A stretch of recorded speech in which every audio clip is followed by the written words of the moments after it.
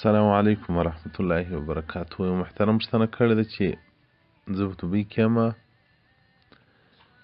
پلار مې لور ورکړې ده، کوچنۍ لور ده، وایي زما د ورور پر کوزده یې ورکړې ده. نو دی وایي زما ډېر زړه درد وکړي او لور یې هم ورکړې ده. دی وایي زه کولی شم چې دا خپله مشره خور مې ناسته ده چې هغه پر خپله کوزده باندې ورکړمه. محترمه پښتانه خو خپله هم دوزخ ته ځي، بل هم ورسره بیایي دوزخ ته. پلار خو بیا د بد کار وکړي، ته هم بره په بد کار پسې یې. سو زه فیصله در وکړم. محترمینو عمر فاروق نسته چې دا د پښتنو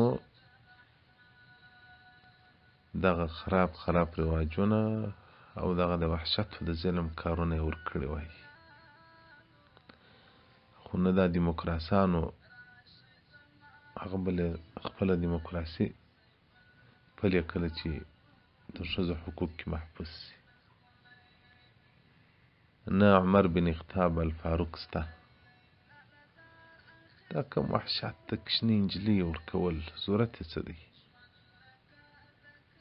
یو دود ګرځېدلی دی. دې ته بیا نه ګوري چې نو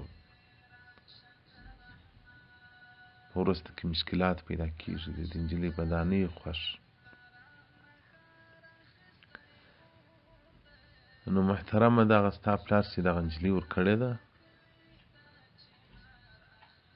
نو که تا اوکې نه یې ورسره کړې، خوښې دې نه وي، ته زه په خبر لا نه یم، دا نکاح صحیح لا نه ده.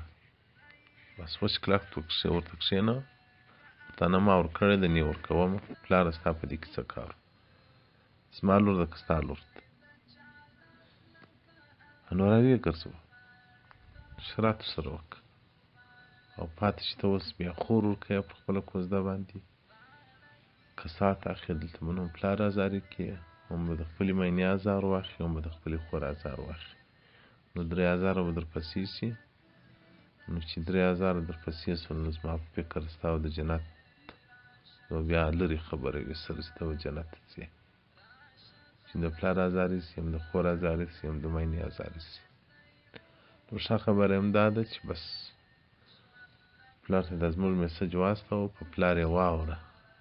دغه پلرونه دي نو خدای ژوندي په مځکه چغ کړي چې نه د شریعت مراعات کوي، نه د انسانیت مراعات کوي.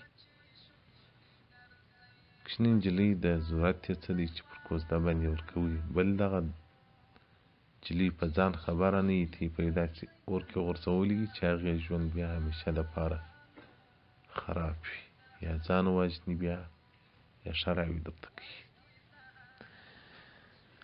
رد المحتار جلد 2 صفحه 341 باب الولي. دې ته پوره وضاحت ورکړی دی چې په دا ولایت کې هغه قریبان چې هغه ولي چې ډېر قریب وي، د هغه به اوس لکه مثلا لمسۍ نکاح ورکړله، د پلار یې نه ده خوښه، دا نکاح نه ده صحیح. نو که هغه اجازه وکوله صحت پیدا کوي، او که نه وکوله صحت نه لري. او دغه رنګه په تواینده جلد اول صفحه 215 الباب الرابع فی الاولیاء. نو محترمه بس دغه نجلۍ را وګرځوه، لور چې د ښه راغټه سوه، ماره یو ښه دینداره سړي ته ورکړه. داسې چا ته یې ورکړه چې کور ته دین در وړي، داسې چا ته یې مه ورکوه چې کور ته فسق در وړي. والسلام علیکم ورحمة